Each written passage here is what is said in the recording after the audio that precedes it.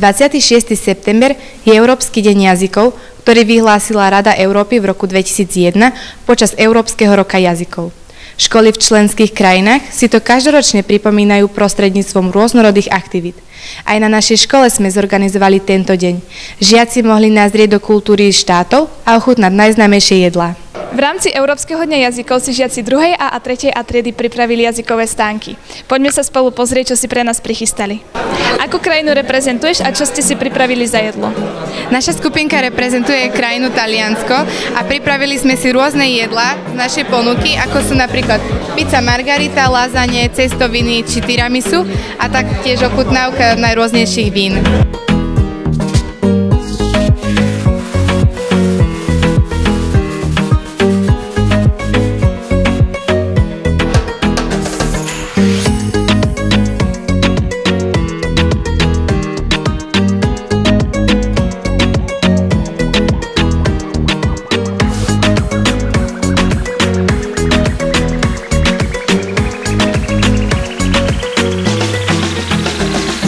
Vieš nám povedať niečo zaujímavé o svojej krajine?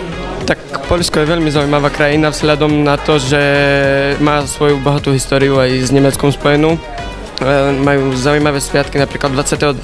novembra oslavujú svätého Ondreja, alebo takisto majú 6 svätých ako my 1. novembra a majú veľmi zaujímavú aj poľskú kuchyňu, tradičnú. Vieš nám povedať, aký to máš hudobný nástroj? Bienvenido, sú to kastanety, vyrobené z dreva, klasický hudobný nástroj Španielov. Používal sa hlavne v kolóniách pri rôznych zábavách a tancoch.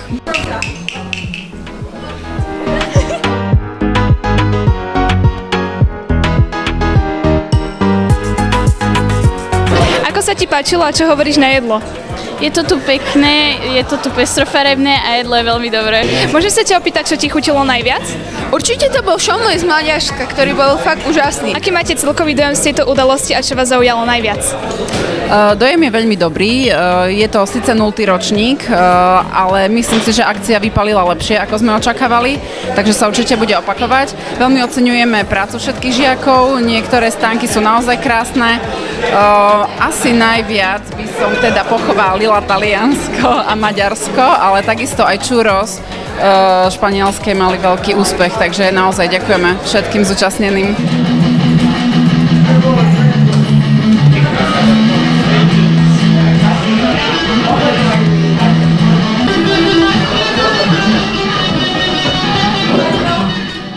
Čau.